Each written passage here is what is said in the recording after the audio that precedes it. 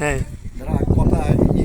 প্রিয় দর্শক, হয়তো আপনাদের আমি জানিয়ে রাখি, বস্তার একতা এক্সপ্রেস সেই নগরবাড়ি ঘাটে হয়তো একটু চড়ার উপরে পড়ে গেছিল, যার জন্য আমরা সবাই বস্তাল একতাবাসী এসে এই বস্তাল এক্সপ্রেস নৌকাটিকে পানির উপরে আবার ভাসানো হলো। এমনকি আপনাদের জানিয়ে রাখি, বস্তাল একতা এক্সপ্রেস নৌকাটি ইতিমধ্যেই দুইবার চ্যাম্পিয়ন হয়েছে দুটিয়া মেলা থেকে। উল্লাপাড়া, রামকান্তপুর, এমনকি মোজো পাংশিক নৌকাবাজ বাগাবাড়ি, সেখান থেকে চ্যাম্পিয়ন খেতাব, এমনকি গৌরব এই বস্তাল একতা এক্সপ্রেস আমিনপুরের গর্ব, এমনকি পাবনার গর্ব।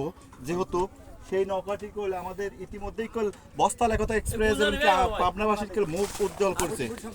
সেই পরিপ্রেক্ষিতে আজকে সেই নৌকাটি নগরবাড়ি ঘাটে রেখে যাওয়া হয়েছিল, যার ফলে এই নৌকাটি আজকে আমরা নাবা নিয়ে আসলাম।